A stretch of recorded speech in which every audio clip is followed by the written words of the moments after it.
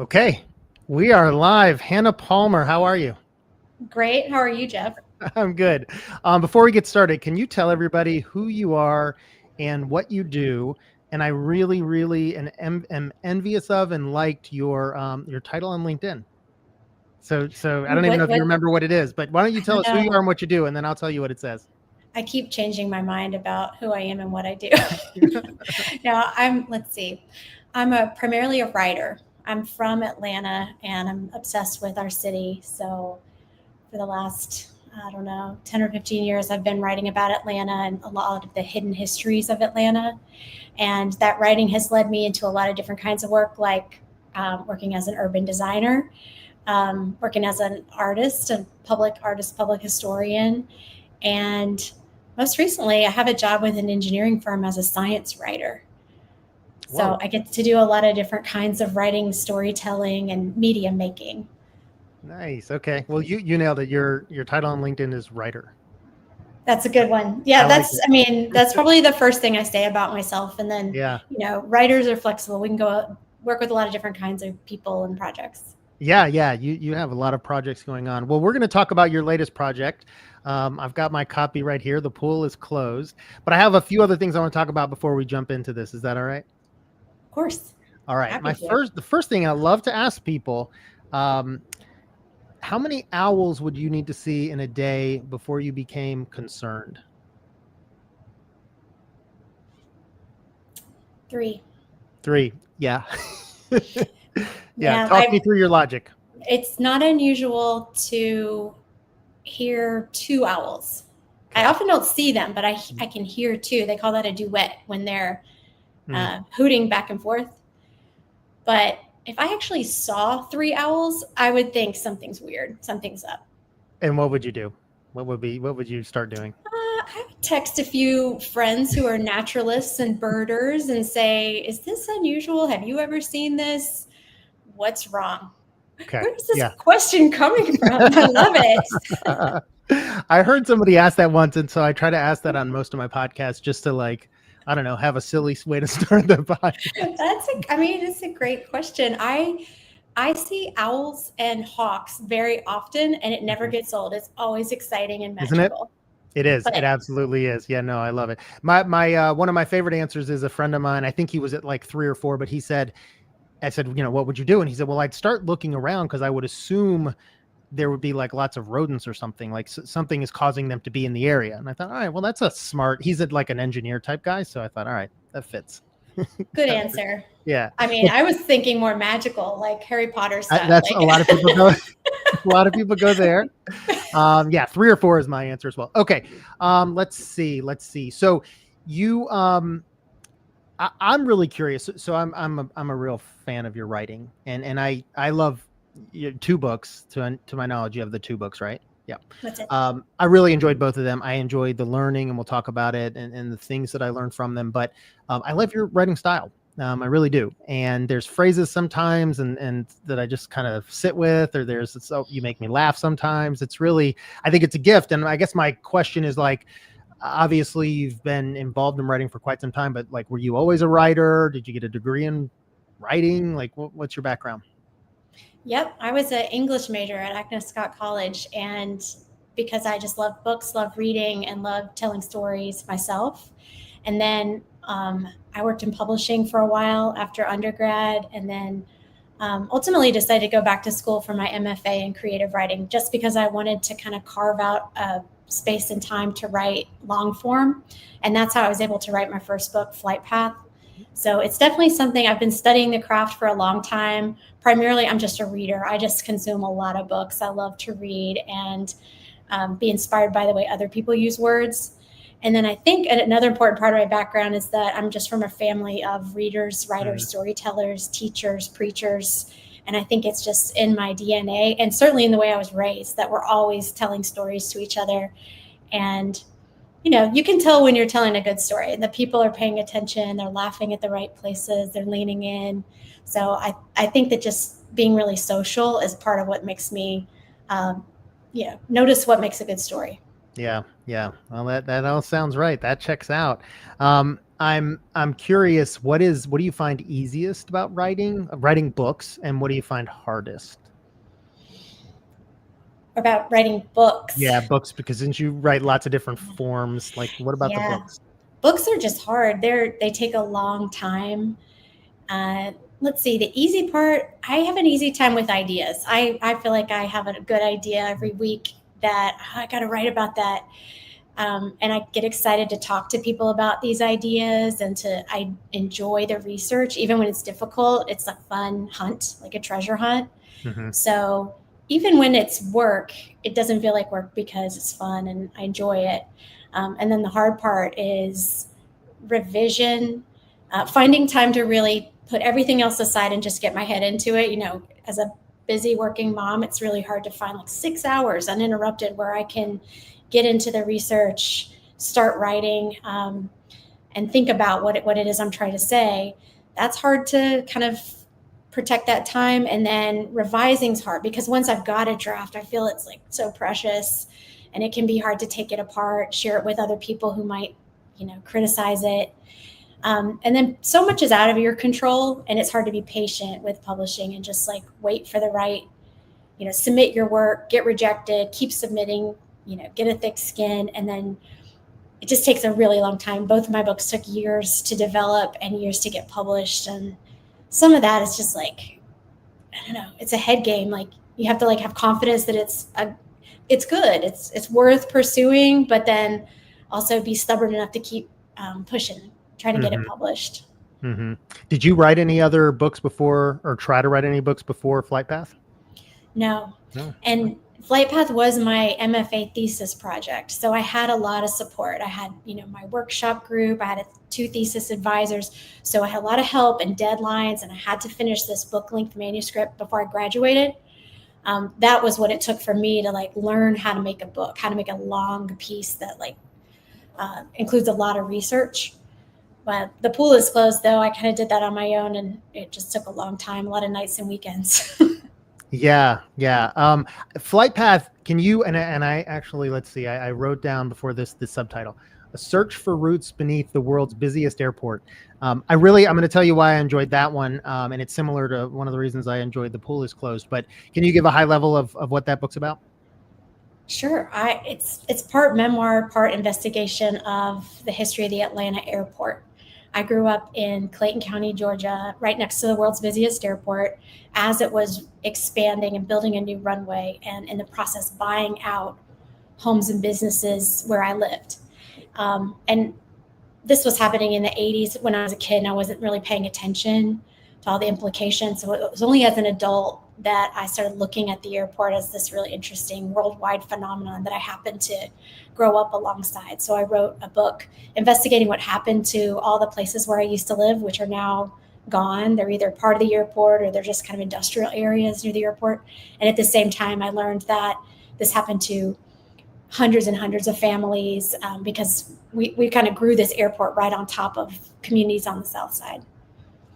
Yeah. Well, what you mentioned, memoir plus research, is that what you said when you described it? I mean, Yeah. that's similar to certainly the exact thing in The Pool is Closed. I really enjoyed that aspect of it because I felt like I was going along the journey with you and learning, but also getting, seeing your life during those periods. And it's been a while since I read Flight Path, but I can picture moments where you went into an area or went into a community and were looking for homes or whatever. And similar in The Pool is Closed. Like, is that a style that you are a fan of? You've had other authors you really like that write in that style, or is that something that just felt natural? Both.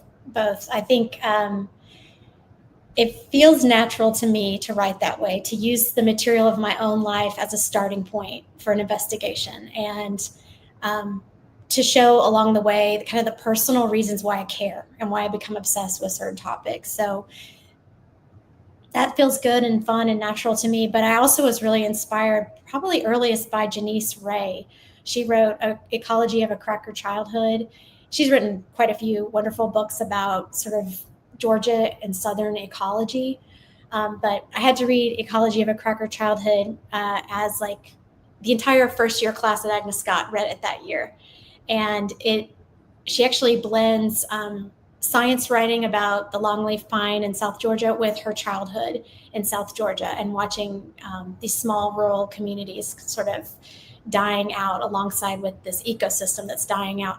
And she didn't completely blend them together. It was more like a chapter about science, a chapter about memoir, and it goes back and forth, and then you start to see the threads. That felt really exciting and liberating to read that style that said, I'm not just a journalist with no bias and no perspective. I'm a human in the world.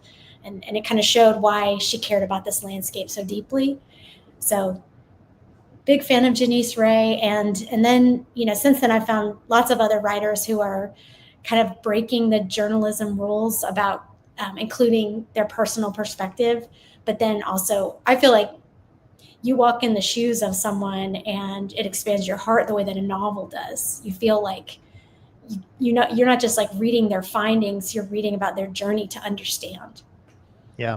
Yeah. Well, and that leads me to let's talk about The Pool Is Closed, because I felt like, and this was, so we know each other because we go to the same church. But I think you're writing about looking for a church at the beginning of the book, or in parts, and I think you end up finding Central, right? Yeah. Is that okay? That's I figured, right. I can't remember if you actually say Central because it's been many months since I read the book, but I remember thinking, oh, that's interesting. So then when you finish that journey, that's when we met. So I would love for you to explain what The Pool Is Closed is about, and I'm very interested in how you even came up with that idea. Okay, The Pool Is Closed it's a year-long journal of encounters with water, and it was the year 2018. It was the year that my two young children needed to learn how to swim.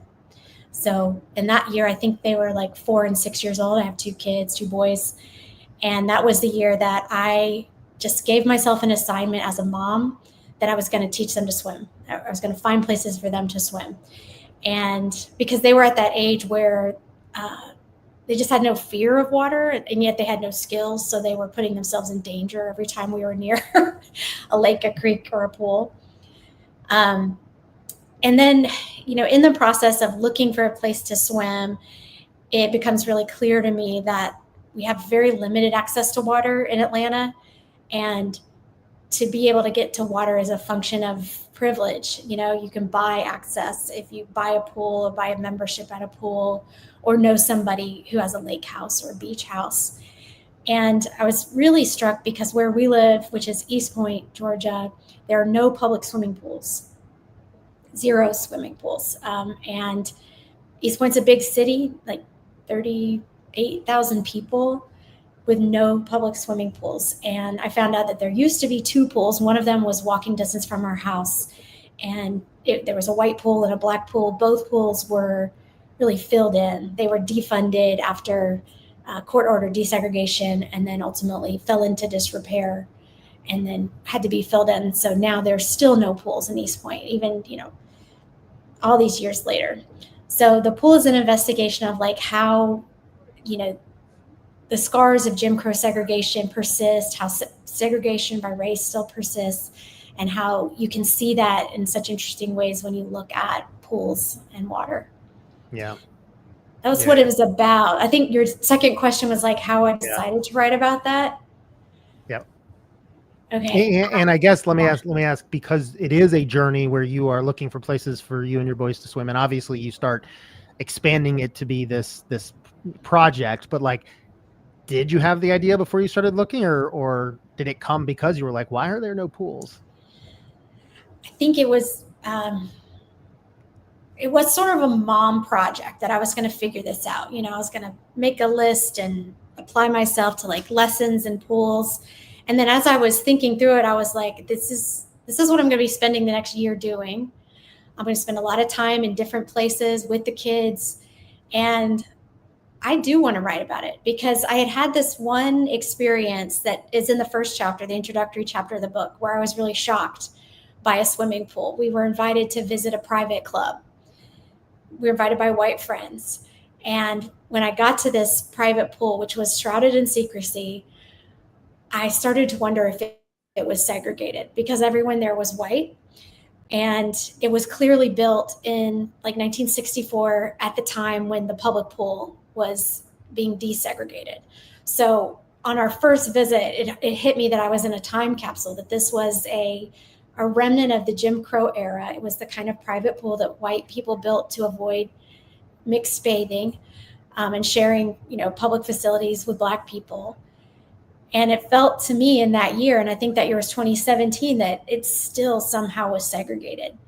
And I had all these questions. So even as I'm there as a mom, just like trying to get my kids in the water, I'm looking around and like, I'm fascinated. What is this place and how is it still segregated? And what does that tell us about, society, about our culture? So I did right then in that pool, I was like, I want to investigate this place. I want to understand better, because I would like to join. I was being invited to join this private club. Yeah. And I was like, well, before I join, I need to know what I'm getting into. And then I thought, well, I could do this at every place we visit. I could sort of investigate where it came from, who's allowed, who's it for. And I did just start taking notes, and I really just journaled my way through the year, knowing that this was a huge topic that I wanted to kind of feel my way through and learn more about. Yeah, I love it. You talk in the book a lot about how people are drawn to water, and like the importance of water in our lives in ways that I had never really processed or thought about. But I found myself saying, yeah, water is sort of core to humanity. Can you just talk about that for a moment? Yeah. Where's your happy place? Do you have a happy water place? My happy place is on my deck. We have like a shaded part of our deck, and I've become old, so I have bird feeders out and about. So anyways, but what my wife will tell you is like, I want to be by running water if I can possibly. And we went on a trip to Alaska many years ago, and we stayed at this place that was on this rushing river, just like massive river, but it was going fast. And I just remember sitting out there going, oh, this is what I want. I've never found it again, but like that to me. So that's my closest thing to like feeling what you were writing in there is like, yeah, that just puts me at peace. Yeah. And I've experienced that feeling on a tiny little urban stream, just walking my dog, just feeling like my blood pressure kind of stabilizes and it's cooler down by the water. And you just feel like some connection to like, how ancient water is and the earth is. I mean, gravity is what draws us to water. Technically, all the water is flowing downstream. And so as you're walking down to the water, you're being pulled by a most fundamental elemental force. But then that you mentioned crashing water or rushing water, there's actually neuroscience that confirms that like the ions and the chemical effect of like crashing water has on our brain is that it does make us happy, and it makes us creative, it makes us playful, productive. Like there's a book called Blue Mind that really gets into that, about like the water's effect on the brain. And this is part of why all of our vacations revolve around water, and why you have creative thoughts in the shower. And no kidding. Yeah. And I think, pools are just one of those examples where people come together. It's a mix of different kinds of people, and they just want to cool off in the water. They just want to, it's not like everybody's at the DMV or the library. It's a really unique public space because of water, because of how intimate it is, and the effect that it has on our hearts and minds. Yeah, well, that's interesting, because until I read your book, I would have thought to myself, like, say, the beach, and thought, we come to the beach, everyone's just there with their families, like we're all the same. We're all sort of there and a part of this together. And then as I read your book, it was like, and I've had a lot of these moments over the years where it's like, how could I have missed this, and I just really found myself thinking about specifically race, and I think race and power you mentioned in the book, but like, how race does impact so many things in our lives, and I never would have thought about it. And you have some beach, examples in the book as well. So Did you know, were you more aware of that as you started the process? Like, oh yeah, this is why, and we're going to read some passages, but I think you even mentioned the stereotype of what, Black people can't swim well, and where that actually maybe comes from. And just, so these things are just like light bulbs going off in my head. So you learned along the way, or you sort of had an idea about this? Okay. I had suspicions. Like when I visited that pool, I thought, and I was asking questions about, why doesn't East Point have any pools? And I was hearing, the White Historical Society say, well, they just fell into disrepair. So I had questions. I was unsatisfied with the answers, but no, I didn't really understand how widespread, like, the act of filling in public pools. It happened all over the country after desegregation. The beach story is a good one. I've gone to Tybee Island, Georgia, for like years and years, probably 20 years we've been going to Tybee Island. And before I ever realized that that was a white beach, it was a segregated white beach, and it would have remained segregated if not for the courage of these young students in the early 60s who waded in, being threatened by a white mob. Those are really important historical moments that I didn't know about. And I learned from this book, and I learned from, researching these places and talking to Black people about their experience with water, about the complicated relationship to water, how it can be traumatic in some ways and liberating in others. So I hope that the book captures me growing, because I sure did not start out writing this with much knowledge. And I've benefited from a lot of people teaching me throughout the course of the research. Yeah, no, I definitely got the sense. I mean, you wrote it in a way that it seemed like I was learning along with you a lot of these things. So that came through for sure. Okay, I want to pull out a few. Oh, but by the way, also, you mentioned just like little streams and stuff. Ever since I've read your book, I can't drive over a little bridge or what without thinking, where is that coming from? Good. Where is that going? And we went down to Columbus, Georgia, fairly recently, and the Chattahoochee comes through right through, and then I started like researching. I'm like, well, how does it make it all the way through? You've sort of broken me a little bit. Once you start, it's yeah, it's really like the hydrology just is the fundamental framework of our place. It's why our cities are where they are, why we develop where we do. And for me, it was like it just explained a lot about Atlanta.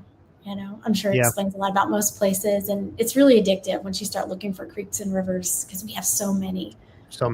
Yeah, we have so many. Okay, if you could pull out your book, page 75. All right, let me see, what do I want to say here? What are you gonna ask me to read? Yes, I am going to. Let's see, who is responsible? So that last paragraph, really going to the next page, until pay to price. The first sentence of that first paragraph on the next page, pay to price, it ends with. You see that? It starts with "from my seat." So I want you to read that paragraph through that, if you would. Would you mind doing that for me? Sure. Okay. This is interesting choice, Jeff. I think this chapter is kind of the emotional heart of the book, and it was really hard to write. I think so. Yeah. And I have highlights all through this thing, but this was one I said, I just want to talk about this one for a moment. Okay. This is a story about a drowning. Who is responsible for racism written into the landscape over 100 years of development? I have implicated agencies at all levels of government here, from the Georgia Department of Transportation for plowing an interstate through a neighborhood and filling in a lake in the process, to the Atlanta airport for forcing a river underground. I can blame the FAA for funding the buyouts of houses, but not the apartments, along with MARTA for underestimating the impacts of runoff from its new train stations and parking lots. I would blame the developers who engineered these apartments into floodplain lots, but their plans relied on 1960s hydrology when this creek stayed in its tidy channels. From my seat, they all look complicit, but only the lowest on the totem pole paid a price. The city of College Park lost a $10,000 judgment to the landlord in 1995. The landlord let the property go into foreclosure in 1996. Carolyn Harmon came last in the hierarchy. Yeah. Yes, this was a really powerful chapter and section. I was just sort of struck when I read that, by how, I don't know, the more I've read about race in our country specifically, the more overwhelming it becomes in terms of just like how it all weaves itself together. And this is why we call it systemic. Like, I don't know. I didn't have a lot of hope coming out of at least that part that you just read of like, how do we unring this bell? How do we get this? How do we get this on the right track? Yeah. So this chapter is about a woman who drowned basically in a storm drain because of really careless development that didn't, think at all about the vulnerable people who might be visiting these apartments along the river. And it was really shocking to me to learn that this happened, because if you go look at that creek today, it's probably 3 inches deep. You would never think somebody could drown in it.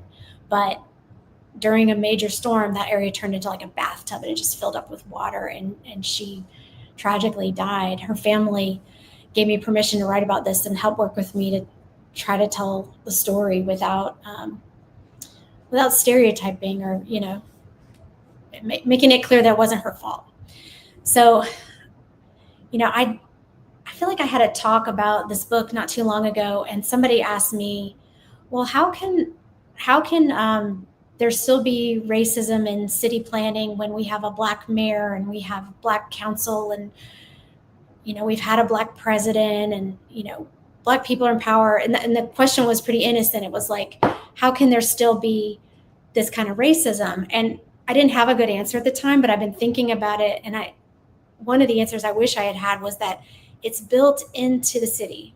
The racism is built into the highways. It's built into the swimming pools. It's built into the stormwater infrastructure, the very fundamental things like sewers and where we put power lines. I mean, we may be all like woke and not racist now, but we still live in the city that was built, by a white patriarchy that did not value Black lives. And that's what I'm trying to say with that paragraph you just had me read, is that it's deep. It's baked in really deep. And I'm all for historic preservation. I think it's really important to tell stories of the past, but I'm also for we might need to tear some of this down and start over again and prioritize the most vulnerable when we build our infrastructure. Yeah. I have another thing I want you to read. Okay, so let's page 80. Is this a sad part too? I can't. No, this is a little sad, but it's important. Well, the part that the part that I wanted you to read, and I'm actually going to read the first sentence that I want to read, and then I'm going to have you read,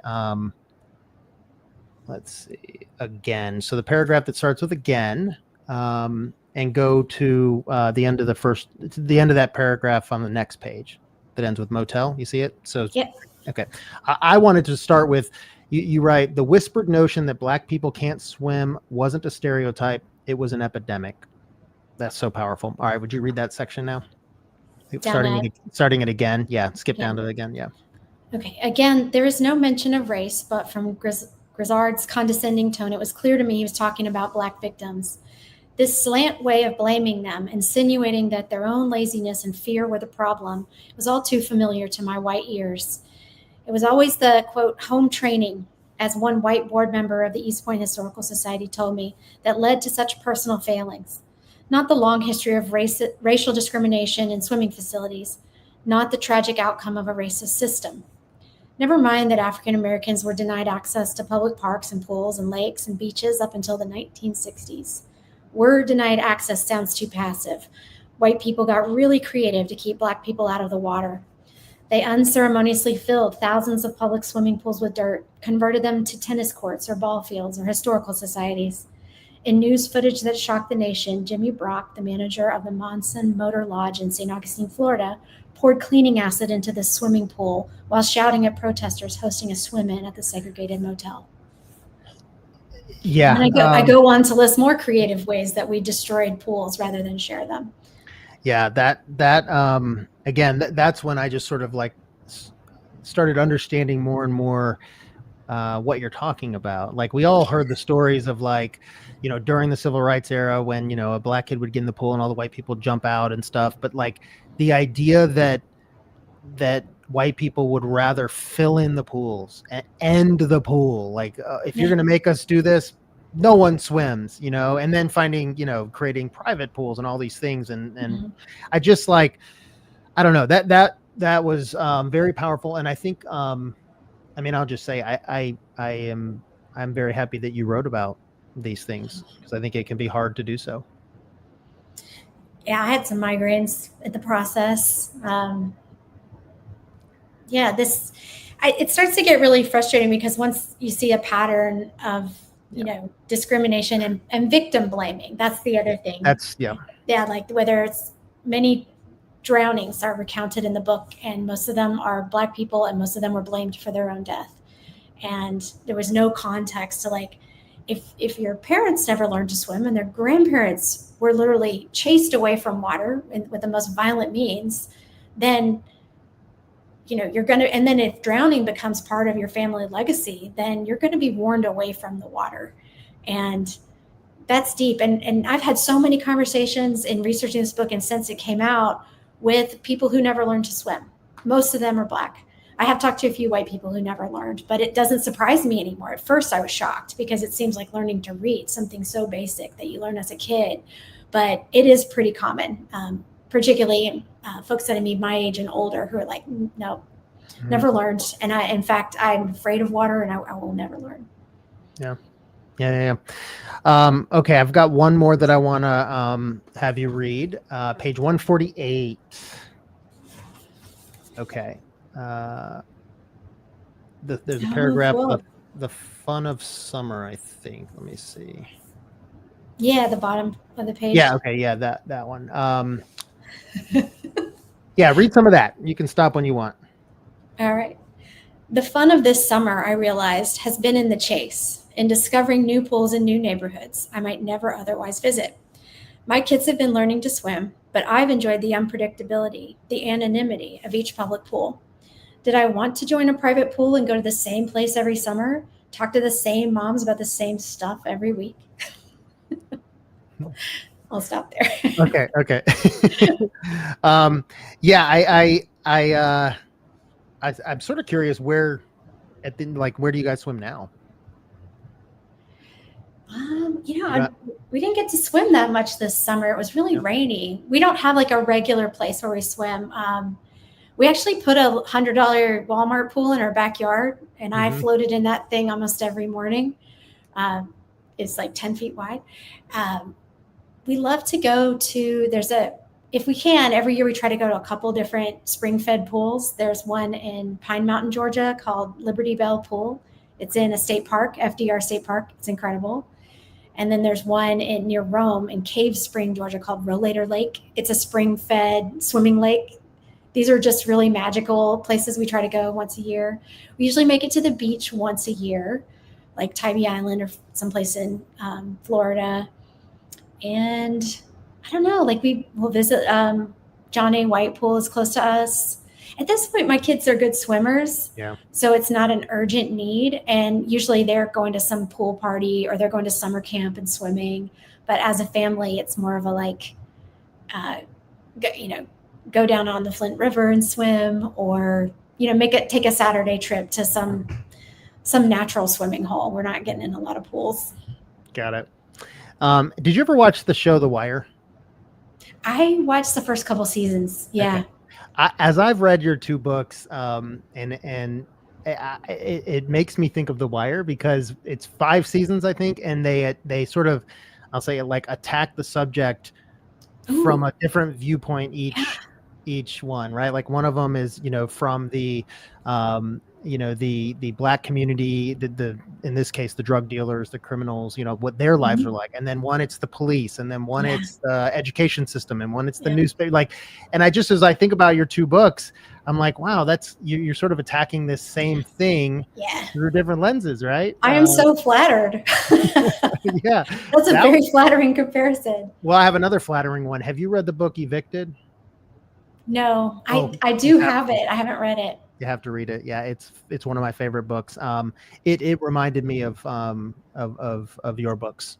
It's not written in the same way, like a memoir style, but it it opened my eyes more to, you know, this systemic world that we live in, and how it affects, you know, in that case, housing. That reminded me. So I'm curious, like, you know, the Wire had 5 seasons. What's your next season? What do you? Oh, Jeff. Or can you talk Sure. about it? Sure. I mean, so that's really flattering. I've never thought about it that way. I love that comparison. And I do think that in some ways the pool is closed as a sequel to Flight Path, because it's still me. It's still me roaming this same landscape and trying to understand race and change and place. And I'm gonna probably do that for the rest of my life, because that's all I know how to do. That's my MO. I've been writing about the fate of old church buildings and sacred spaces, what makes spaces sacred. And we go to church in a very old church building that's trying to understand what to do with our space. And part of living in Atlanta is seeing old churches repurposed for lots of different uses. Sometimes that's great to see. It's like it's life affirming. It's a way to preserve a building. Sometimes I see, and it really makes me feel icky, because I worry about the congregations that were displaced and gentrified out, and seeing their church turning into a salon or condos is not a good feeling. And then there's really devastating stories, like the oldest Black church in Atlanta was demolished to build Mercedes-Benz Stadium. Yep. So once again, Atlanta is kind of this fascinating laboratory where there's a lot of different kinds of churches and different ways that we define spaces as holy or sacred or worth protecting.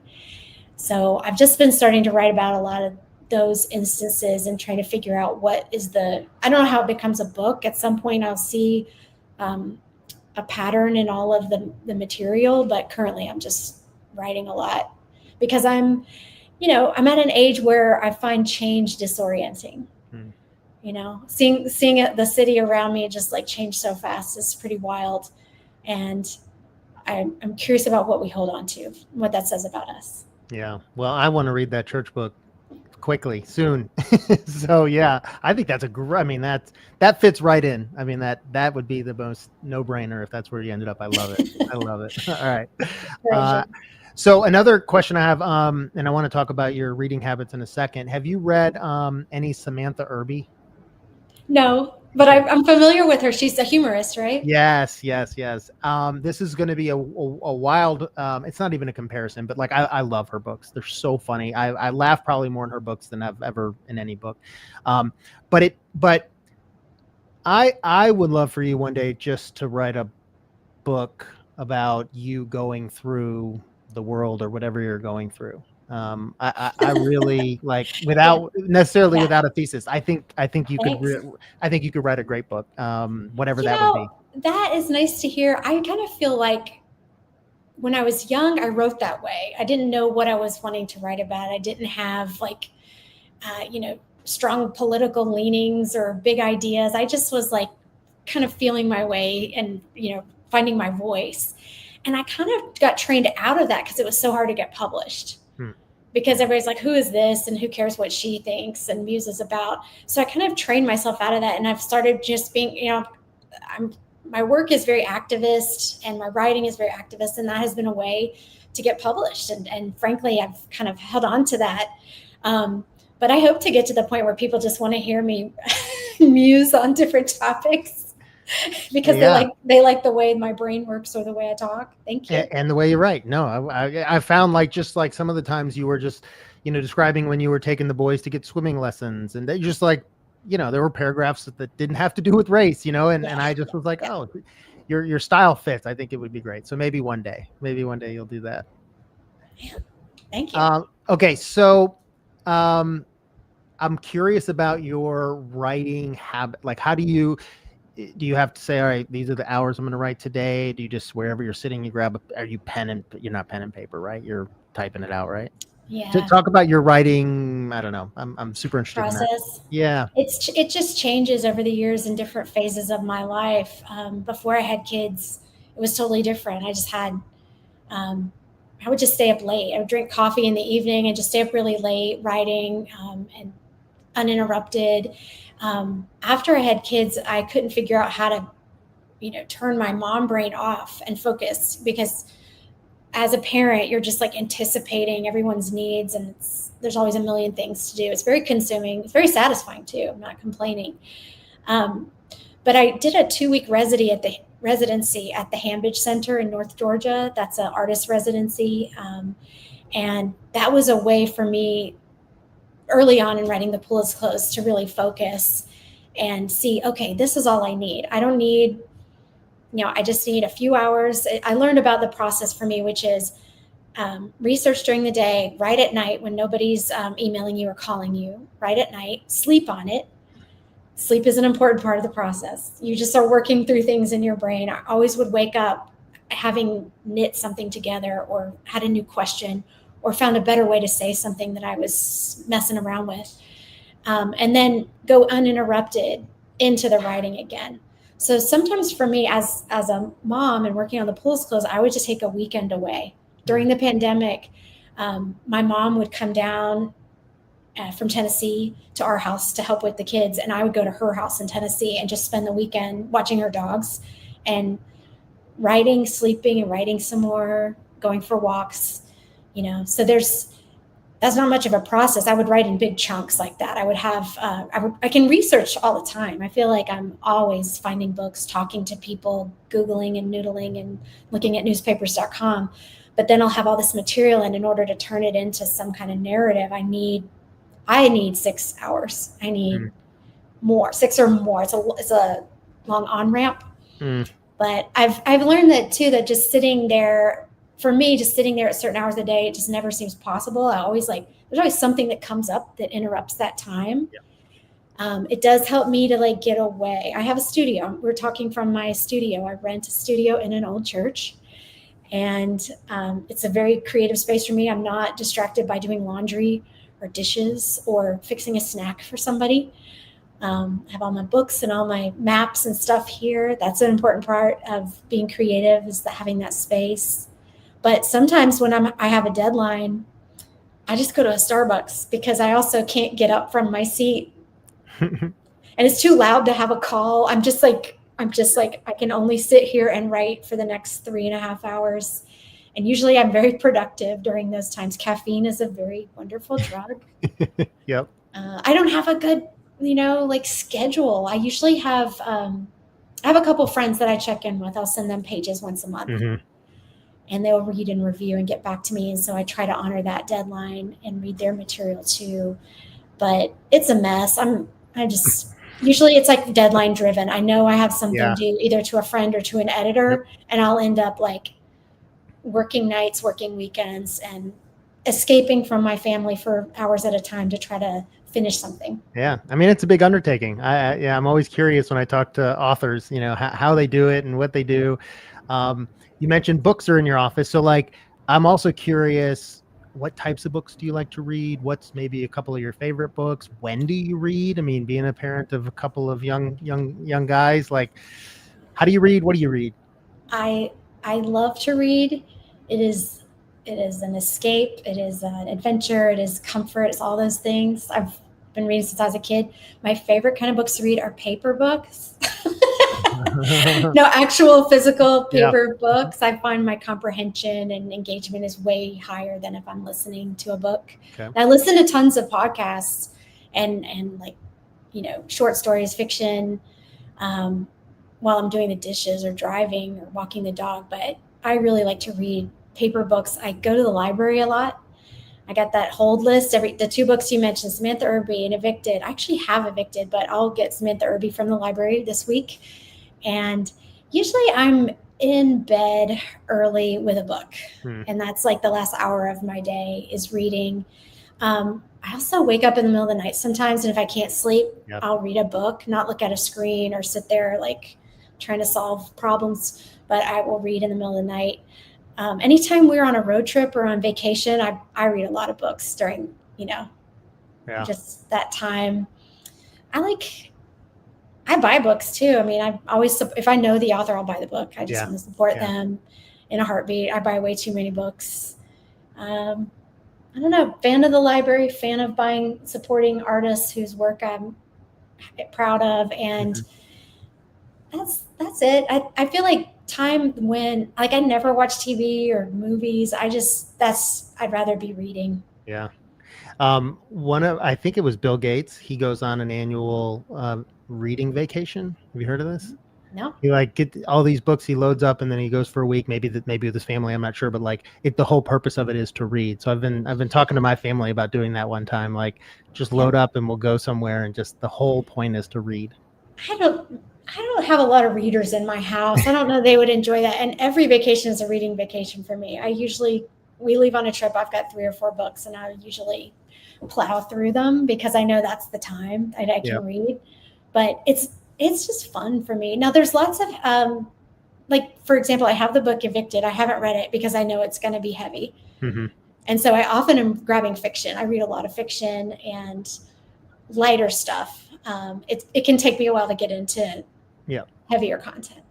Got it. What are a couple of your favorite books? That's a really hard question. I know. A couple, just so I say a couple, not your favorite of all time, but like what are some that come to mind that you just loved? It could be fiction, could be anything. I will say when I was a kid, my kid's age, I loved Stephen King. And hey, look at this. This is Stephen King. He's been watching us the whole time. Hi, Steve. I love that you got the Funko Pop. We got a lot of Funko Pops at my house. Yeah. Yeah, his writing, it felt kind of like dangerous and illicit and like I shouldn't have been reading it. I was really too young to be reading it. Yeah. But I was allowed and these books were huge and it was just a way to he really ignited the pleasure of reading. So please tell me you've read On Writing by him. Yes. Yeah, okay. It's one of my favorites. It's on my book of favorites. I need to reread it. I read it years ago. I need to pick it up again. Yeah. I haven't read Stephen King in a long time. Let's see. I don't know. I'm currently reading this funny book of music criticism called The Dad Rock That Made Me a Woman. And it's written, the author is trans and she's writing about, how these like songs throughout her life helped her understand who she is and who she could be. And, I read, that kind of memoir and criticism sort of blended. Now that you've asked me about what I'm reading, I'm blanking, but I can't wait to read Samantha Irby. Yeah. Try Meaty, Meaty, Meaty. Start with that maybe. You're going to be shocked that I mentioned it in terms of this conversation because it's nothing like at all what you write, but like I just find her to be hilarious. Humor is hard, and I generally try. I think my humor is just kind of like I can be really bitchy, and I try to leave that in just to show like how dark my heart really is. And sometimes it's funny, and sometimes it's dark. But I appreciate when a writer is just like naturally funny. Yeah, I do too. No, the thing I like about yours is it just sort of I'm not expecting it. You sort of you don't get me in that mode, and then boom, you have a line, and I'm like, oh, that's hilarious. Hey, by the way, you're not going to be embarrassed if I bring this to church and get you to sign it, right? Not at all. My pleasure. Okay. All right, I'll do that, and then you can see my highlights. Hannah, thank you so much for joining me. This was awesome. I'm sorry it took so long to get this scheduled. I actually read the book, and then we fairly recent. When did it come out? Last October. October. Okay, so I read it. I got it when it came out because I also like to support my friends, and I enjoyed your first book. So I had it for a little bit, but then I had been reading it. My second oldest just started at SCAD. And so when we went there and we went to the beach and stuff, I had been reading what you wrote. And so it was really fun for me to have that and go, oh yeah, this she mentioned that, or this bridge or whatever you mentioned in it. So, cool. So that was very fun. I cannot wait to read your church book. I really hope that's the direction you go. I think that's a really cool idea. And I'm glad you're going to keep writing, and maybe one day that writer will just say author. Maybe that's where you'll end up, just writing your own book. What's the difference? I don't know. I guess in my mind, the difference would be you just focus on books. Oh, that's the dream. Yeah. That's to me, an author's, they only write books. I don't know if that's right or not, but yeah. So. Hey, I'm glad I got 2. I think that it feels like a baby almost, like that kind of gestation, the process. And I'm like, I hope that I'll, be blessed to be able to do more. But Yeah, it's yeah. it's a lot of work. Yeah. Well, thanks again for joining me, and I will see you soon. And I'll put the links. Hopefully everyone will buy a copy. I'm going to put the links in the show notes. But you need a lot of people reading this book. It's fantastic. Awesome. Thank you so much for the opportunity to talk about it. Yeah, good to see you. Nice to see you too. Bye.